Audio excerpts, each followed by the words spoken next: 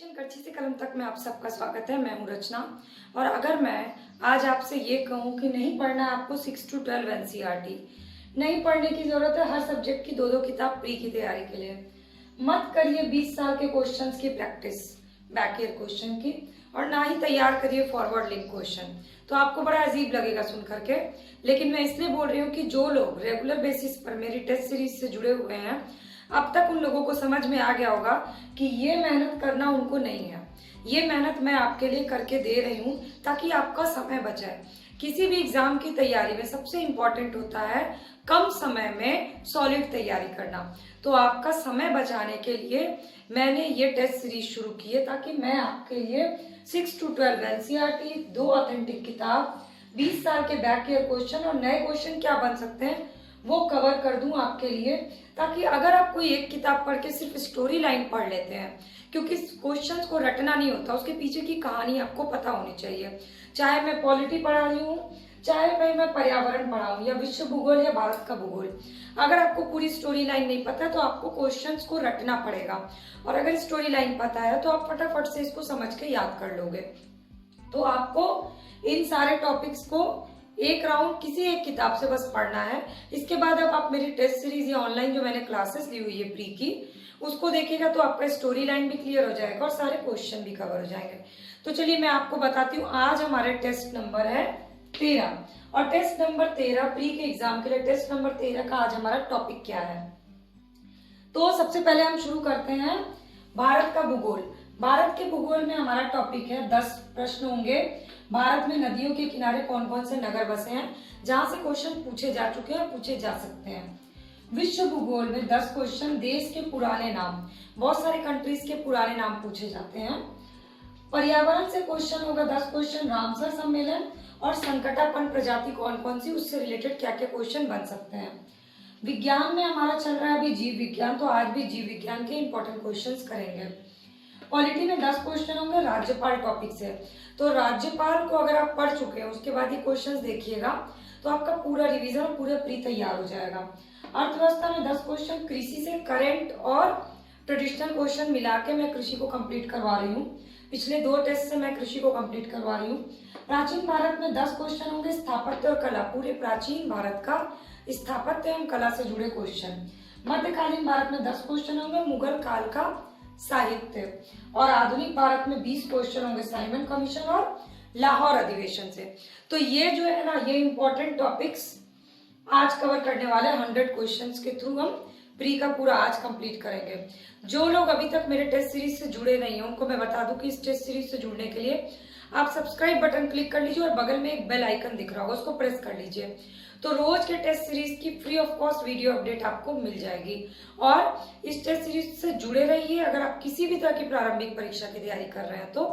और 100 क्वेश्चन के थ्रू हम सारे सब्जेक्ट को साथ में लेकर पूरा जीएस तैयार कर रहे हैं। तो चलिए शुरू करते हैं आज का टेस्ट सीरीज। अच्छी लगेगी वीडियो तो लाइक, कमेंट और फ्रेंड से शेयर करना मत भूलिएगा। शुरू करते हैं पर्यावरण से। और पर्यावरण में आज का टॉपिक क्या है, रामसर सम्मेलन और संकटापन्न जातियां। तो गिद्धों के हरासे के लिए कौन सा ड्रग्स उत्तरदायी है। ड्रग्स का नाम है डिक्लोफिनेक सोडियम। ये जो एक पेन किलर है जिसका उपयोग किसान द्वारा पशुओं के लिए दर्द निवारक के रूप में किया जाता है, जैसे बुखार के इलाज में किया जाता है। और जब पशु मर जाते हैं तो मरे हुए पशु का जब मांस गिद्ध खाते हैं तो 30 दिन के भीतर गिद्धों की भी मृत्यु हो जाती है। इसीलिए गिद्धों के हरासे के लिए ये ड्रग उत्तरदायी, और ये क्वेश्चन पूछा जा चुका है।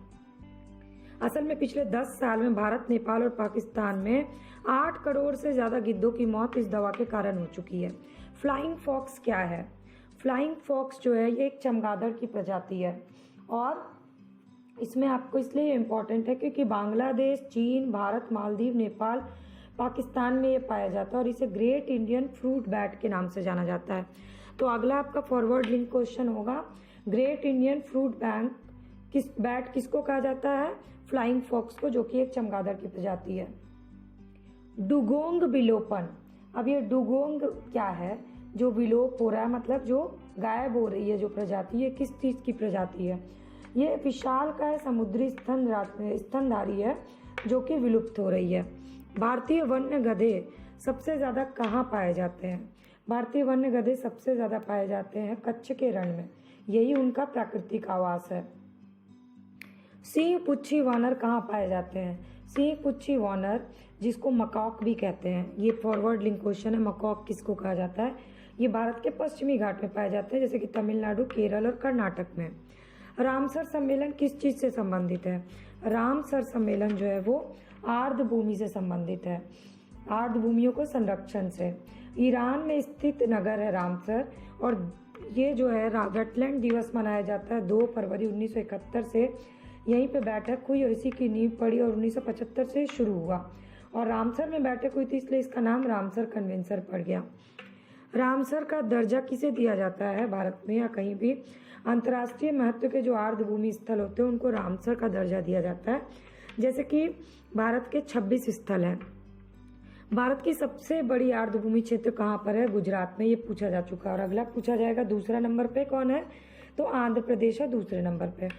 कुल आर्द्र भूमि का क्षेत्रफल कितना परसेंट है? 69.22% है। और ये सारे क्वेश्चन ही आपके लिए पर्यावरण के बहुत ही इंपॉर्टेंट है प्रारंभिक परीक्षा के लिए। अब चलिए करते हैं ज्योग्राफी के क्वेश्चन। तो इंडियन ज्योग्राफी में आज का टॉपिक है नदी और उसके किनारे बसे शहर या नगर। बहुत लंबी लिस्ट है, तो उस लिस्ट में से मैंने वो सेलेक्ट किया है जो कि क्वेश्चन पूछे जाते हैं या आपके लिए पूछे जा सकते हैं करंट अफेयर्स से लिंक करके। गंगा के किनारे बसे हुए प्रमुख नगर कौन कौन से हैं? हरिद्वार, फतेहपुर, बनारस, भागलपुर, पटना और कानपुर। इसमें सबसे ज्यादा बड़ा जो है एरिया कानपुर का है। ये आपका फॉरवर्ड लिंक का क्वेश्चन। लेह स्थित है किस नदी के किनारे? लेह स्थित है सिंधु नदी के किनारे। Very important question this year. Gorakhpur, Jabalpur, Surat और लुधियाना, मैचिंग करना है। गोरखपुर है राप्ती नदी के किनारे, जबलपुर नर्मदा नदी के किनारे, सूरत ताप्ती नदी के किनारे और लुधियाना सतलज नदी के किनारे। और ये आपको मैपिंग में भी देखना है। अहमदाबाद साबरमती के किनारे, हैदराबाद बहुत ही इंपॉर्टेंट है मूसी नदी के किनारे, कोटा चंबल के किनारे और नासिक गोदावरी नदी के किनारे। कटक महानदी के किनारे, उज्जैन क्षिप्रा नदी के किनारे। उज्जैन को जरूर याद कर लीजिएगा, इस बार के लिए बहुत इंपॉर्टेंट है। मंदाकिनी नदी के किनारे 3 शहर हैं, गौरीकुंड, रामबाड़ा और गुप्तकाशी। गोदावरी के किनारे के 3 प्रमुख शहर नांदेड़, नासिक और राजमुंद्री। ये आंध्र प्रदेश और महाराष्ट्र के मिले जुले शहर हैं। उत्तर प्रदेश की राजधानी लखनऊ किस नदी के किनारे है? गोमती नदी के किनारे। यमुना के किनारे कौन कौन से शहर बसे हुए हैं? दिल्ली, आगरा, मथुरा और इटावा यमुना के किनारे बसे हैं। गंगा और यमुना के संगम पे कौन सा शहर है? गंगा और यमुना के संगम पर है इलाहाबाद शहर। तो ये जो क्वेश्चंस हैं प्लीज इसको याद कर लीजिए, इंडियन ज्योग्राफी के लिए ये बहुत इंपॉर्टेंट है। अब चलिए करते हैं वर्ल्ड ज्योग्राफी। अब है वर्ल्ड ज्योग्राफी, और वर्ल्ड ज्योग्राफी में टॉपिक है हमारा देश के पुराने नाम, अधीन क्षेत्र और लैंडलॉक कंट्रीज। सबसे पहले पुराने नाम देख लेते हैं, इंपॉर्टेंट क्वेश्चन। ताइवान का पुराना नाम फार्मोसा। म्यांमार का पुराना नाम क्या था? वर्मा। थाईलैंड का पुराना नाम श्याम। और इराक का पुराना नाम मेसोपोटामिया। और ये चारों ही क्वेश्चन पूछे जा चुके हैं। हरारे का पूरा नाम सेली सबरी। इथोपिया का एबिसीनिया। घाना का गोल्ड कोस्ट, ये बहुत इंपॉर्टेंट है। और किंशासा का लियोपोल्डविले। जिम्बाब्वे का पुराना नाम था दक्षिण रोडेशिया। ईरान, जापान और बेलीज का पुराना नाम क्या था? ईरान का पुराना नाम पर्शिया था, जापान का निप्पन और बेलीज का होंडुरास, जिसमें आपके लिए इस बार जापान इंपॉर्टेंट है। भौगोलिक रूप से अमेरिका का भाग है, पर राजनीतिक रूप से यूरोप का भाग है, कौन सा? तो इसका आंसर है ग्रीनलैंड। और इस क्वेश्चन को कई बार पूछा भी जा चुका है और आपसे ये कई तरह से इसको घुमा के भी पूछा जा सकता है, इसलिए आपको ये क्वेश्चन तैयार रखना होगा। और ग्रीनलैंड को आप मैप में भी देख लीजिएगा। ग्रीनलैंड की खोज एरिक द रेड ने की थी 1380 ईस्वी में। यूरोप ने इस पर अधिकार कर लिया और तब से ये राजनीतिक दृष्टि से यूरोप का भाग हो गया। तो ये मैंने आपको बताया फॉरवर्ड लिंक क्वेश्चन। अब बियर द्वीप है नॉर्वे में, नॉर्वे का अधीन क्षेत्र है। और एल्यूशियन द्वीप जो है वो यूएसए का अधीन क्षेत्र है, इसको आपको मैप में भी देखना होगा। ये दोनों क्वेश्चन इंपॉर्टेंट हैं। विश्व में स्थल रुद्ध देश की संख्या कितनी है? विश्व में टोटल 45 देश हैं जो स्थल रुद्ध देश है। स्थल रुद्ध देश क्या होते हैं? जो चारों तरफ से जमीन से जुड़े हुए होते हैं, ना कि समुद्र या पानी से जुड़े हुए, उसको बोलते हैं स्थल रुद्ध देश, जिनकी अंतर्राष्ट्रीय सीमाएं समुद्र से नहीं मिलती हैं। एशिया का सबसे बड़ा लैंडलॉक या स्थलरूप देश कौन सा है? कजाकिस्तान जो है वो एशिया महाद्वीप का सबसे बड़ा लैंडलॉक कंट्री है। वैसे एशिया में और कौन कौन से लैंडलॉक कंट्रीज हैं? Afghanistan, Bhutan, Laos, Nepal, Kazakhstan, Tajikistan, Uzbekistan, Kyrgyzstan, Mongolia और तुर्कमेनिस्तान। ये आपको याद रखना है। तो टोटल कितनी संख्या हो गई? इसमें टोटल संख्या है 10 से ज्यादा है एशिया में लैंडलॉक कंट्री, लेकिन सबसे बड़ा कजाकिस्तान है। किस महाद्वीप में कोई भी लैंडलॉक कंट्री नहीं है? Very important question. तो उत्तरी अमेरिका में कोई भी लैंडलॉक कंट्रीज नहीं है। अंतर महाद्वीपीय देश कौन से? अंतर महाद्वीपीय देश जो है वो जॉर्जिया और टर्की है। एक से अधिक महाद्वीप में विस्तृत देश को कहा जाता है अंतर महाद्वीपीय देश। मैं सारे टर्म्स को भी इसीलिए क्लियर कर देती हूँ ताकि आपको साथ साथ टर्म्स भी क्लियर रहे, ताकि क्वेश्चन समझने में आसानी हो। तो ये जो जॉर्जिया और टर्की ऐसे देश है जिनका विस्तार एशिया से लेकर यूरोपीय महाद्वीप तक है। अब अभी तक आपने इस वीडियो को देखा है तो प्लीज लाइक बटन प्रेस करिएगा, कमेंट सेक्शन में अपने व्यूज मुझे पोस्ट करिएगा कि आपको ये क्वेश्चन सीरीज टेस्ट सीरीज कैसे लग रहे हैं, और चैनल के सब्सक्राइब बटन को प्रेस करके बेल आइकन को प्रेस कर लीजिएगा ताकि रोज की video notification free of cost आपको मिल जाए। पॉलिटी में हमारा टॉपिक है आज का राज्यपाल। राज्यपाल के इंपॉर्टेंट क्वेश्चन। एक व्यक्ति 2 या 2 से अधिक राज्यों का राज्यपाल बन सकता है। ये कब से हुआ है? ये हुआ है संविधान संशोधन अधिनियम 1956 के अनुसार एक ही व्यक्ति को 2 या 2 से अधिक राज्यों का राज्यपाल नियुक्त किया जा सकता है। राज्यपाल की नियुक्ति कौन करता है और किस अनुच्छेद में इसकी व्याख्या है? राज्य के राज्यपाल की नियुक्ति अनुच्छेद 155 के तहत राष्ट्रपति करता है। राज्यपाल राष्ट्रपति के विचार के लिए किसी विधेयक को आरक्षित रख सकता है किस आर्टिकल के तहत? अनुच्छेद 200 के तहत। ये क्वेश्चन कई बार पूछा गया, इसलिए ये आपके लिए बहुत इंपॉर्टेंट है। राज्य सरकार का कार्यकारी प्रमुख कौन है? राज्य सरकार का कार्यकारी प्रमुख होता है राज्यपाल। राज्यपाल को शपथ कौन ग्रहण कराता है? राज्यपाल को शपथ ग्रहण कराता है हाई कोर्ट का न्यायाधीश यानी उच्च न्यायालय के न्यायाधीश। राज्यपाल के वेतन भत्ते किस निधि से दिए जाते हैं? राज्यपाल के वेतन भत्ते संचित निधि से दिए जाते हैं। राज्यपाल किसके प्रति उत्तरदायी होता है? राज्यपाल राष्ट्रपति के प्रति उत्तरदायी होता है। किसी राज्य की राज्यपाल महिला प्रथम महिला राज्यपाल कौन बनी? सरोजनी नायडू। ये बहुत ही इंपॉर्टेंट क्वेश्चन, और उससे इंपॉर्टेंट है आपका नेक्स्ट क्वेश्चन। पश्चिम बंगाल की प्रथम महिला राज्यपाल कौन थी? पद्मजा नायडू, जो कि सरोजनी नायडू की पुत्री है। राज्यपाल किसकी नियुक्ति करता है? राज्यपाल मुख्यमंत्री की नियुक्ति करता है, राज्य लोक सेवा आयोग के सदस्यों की नियुक्ति करता है और हाई कोर्ट के न्यायाधीश की नियुक्ति करता है। ये राज्यपाल के ट्रेडिशनल क्वेश्चन है जो आपसे पूछे जाएंगे या पूछे जा चुके हैं। इसके अलावा करंट में आपको सिर्फ राज्यों के राज्यपाल के नाम याद करने हैं, वो भी उन्हीं राज्यों के राज्यपाल के नाम याद करिएगा जो करंट अफेयर्स में चर्चा में रहे हैं। तो साइंस में है आज बायोटेक के क्वेश्चन, जो कि मैक्सिमम स्टूडेंट्स के पास जिनके सोर्सेस कम होते हैं इसको पढ़ने के, और ये क्वेश्चन सारे के सारे बहुत इंपॉर्टेंट हैं। जेनेटिक इंजीनियरिंग में निम्नलिखित में से किसका प्रयोग होता है? जेनेटिक इंजीनियरिंग में प्रयोग होता है प्लाज्मिड का।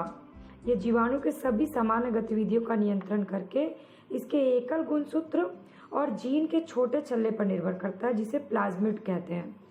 मनुष्य द्वारा निर्मित प्रथम, ये क्वेश्चन पूछा जा चुका है आपका, इसका आंसर है डॉली। मनुष्य द्वारा निर्मित प्रथम आनुवांशिक रूप से अभियंत्रित प्रथम जीवित जीव कौन सा था? वो है डॉली।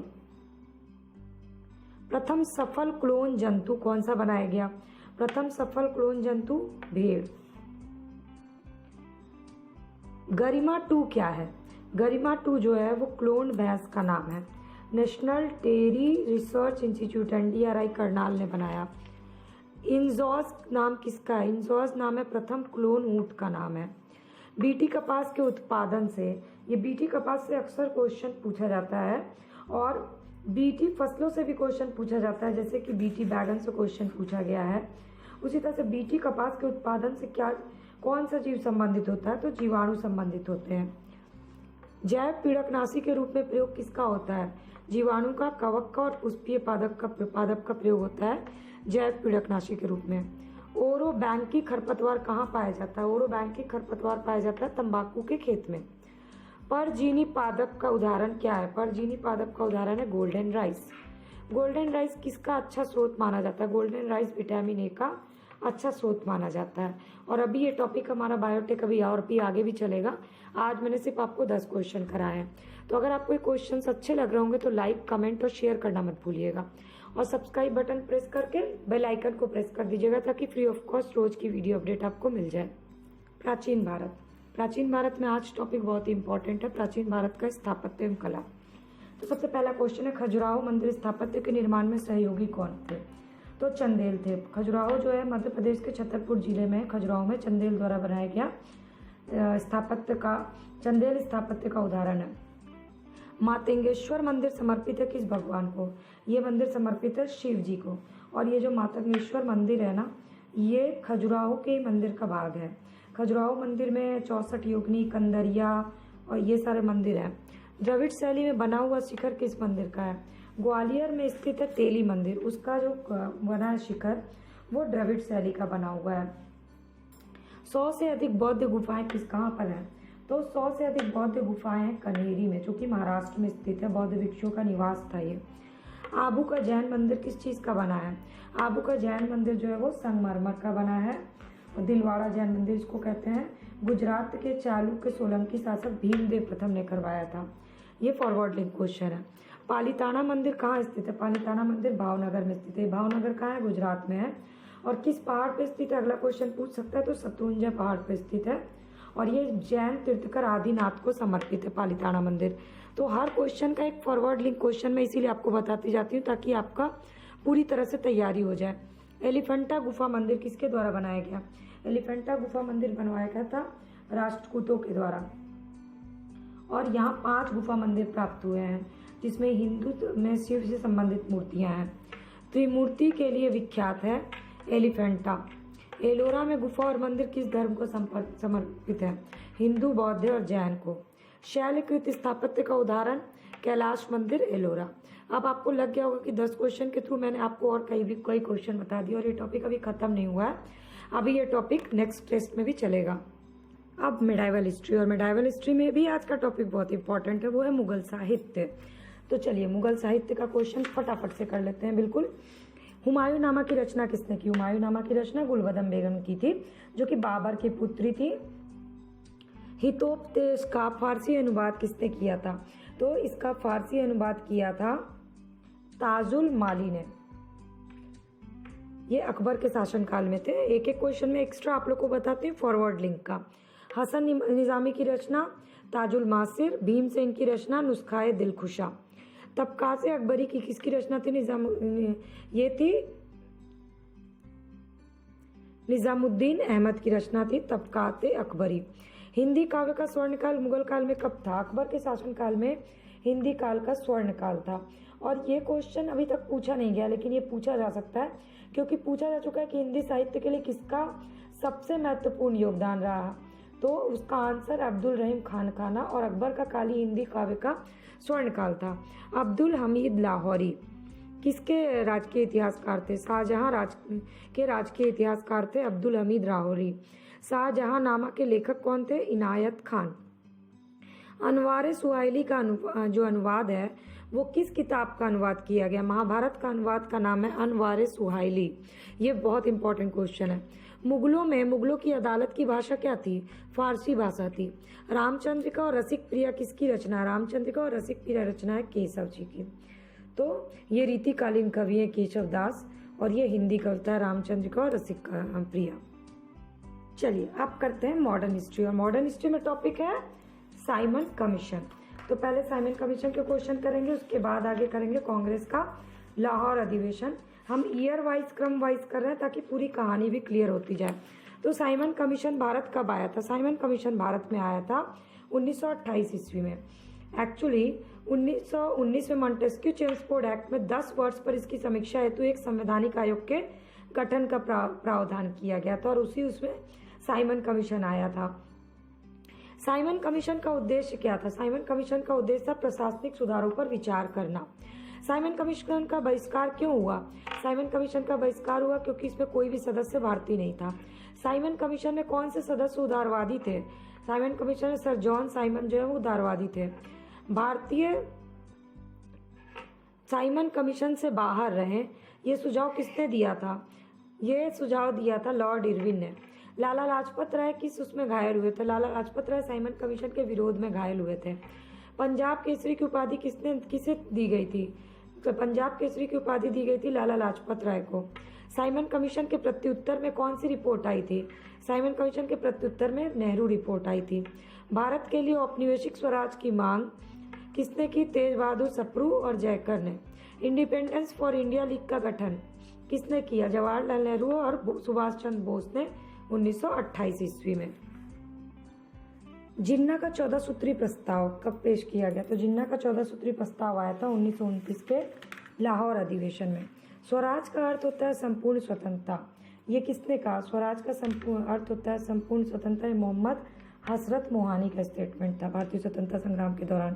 कांग्रेस द्वारा पहली बार स्वतंत्रता प्रस्ताव या स्वराज प्रस्ताव 1929 के लाहौर अधिवेशन में, जिसके अध्यक्ष थे जवाहरलाल नेहरू। पूर्ण स्वराज का प्रस्ताव किसने पेश किया? जवाहरलाल नेहरू ने। स्वतंत्रता का तिरंगा प्रथम बार लहराया 31 दिसंबर 1929 को लाहौर अधिवेशन में। सविनय अवज्ञा आंदोलन का अधिकार दिया गया लाहौर अधिवेशन के दौरान। दांडी यात्रा से कौन सा आंदोलन प्रारंभ हुआ? दांडी यात्रा से सविनय अवज्ञा आंदोलन प्रारंभ हुआ। दांडी यात्रा प्रारंभ हुआ कहाँ से? दांडी यात्रा प्रारंभ हुआ साबरमती गुजरात से। महिलाओं की सर्वाधिक भागीदारी किस सत्याग्रह में रही? नमक सत्याग्रह में सबसे ज्यादा भागीदारी रही। नमक कानून तोड़ने से संबंधित कौन सा यात्रा थी? तो दांडी मार्च जो है वो नमक कानून तोड़ने से संबंधित थी। ये हो गया मॉडर्न हिस्ट्री का आज का क्वेश्चन। अब लास्ट हमारा बचा इकोनॉमिक्स का 10 क्वेश्चन। तो प्लीज वीडियो को आप लाइक करना मत भूलिएगा अगर अभी तक आपने इस क्वेश्चन सीरीज को देखा है। क्वेश्चंस कैसे लगे ये मुझे कमेंट करके जरूर बताइएगा और मेरे इस टेस्ट सीरीज से जुड़े रहिएगा। तो लास्ट के 10 क्वेश्चन है कृषि से। राष्ट्रीय खाद्य सुरक्षा मिशन कब शुरू किया गया और किस फसल पे शुरू किया गया? राष्ट्रीय खाद्य मिशन शुरू किया गया 2007-8 में रबी की फसल पे। राष्ट्रीय खाद्य सुरक्षा मिशन के तहत कौन कौन सी फसल है? गेहूं, चावल और दाल। हरित क्रांति की जन्मस्थली कौन सी जगह? हरित क्रांति की जन्मस्थली है पंतनगर, जो 1966 में शुरू हुआ था कृषि विश्वविद्यालय पंतनगर से। इसके बाद ऑपरेशन फ्लड किस चीज से संबंधित है? ऑपरेशन फ्लड जो है वो दुग्ध उत्पादन से संबंधित है। मौसम आधारित फसल बीमा सर्वप्रथम कहाँ लागू की गई? कर्नाटक में। ये बहुत इंपॉर्टेंट क्वेश्चन है। हरियाली योजना किस चीज से संबंधित है? हरियाली योजना जल प्रबंधन से संबंधित है। राष्ट्रीय विशेष कृषि उपज योजना किस चीज से संबंधित है? ये निर्यात योग्य कृषि उत्पाद से रिलेटेड है। किसान क्रेडिट कार्ड योजना कब शुरू की गई? 1998-1999 में। हैंड बुक ऑफ एग्रीकल्चर कौन प्रकाशित करता है? ICAR द्वारा प्रकाशित होती है hand book of agriculture. NAFED किस चीज से संबंधित है? नेफेड संस्था संबंधित है कृषि विपणन से। तो आज के 100 क्वेश्चन हो गए पूरे। और अगर जिन लोगों ने पहले के क्वेश्चन नहीं दिखे हैं वो डिस्क्रिप्शन बॉक्स में लिंक में जाके चेक कर सकते हैं।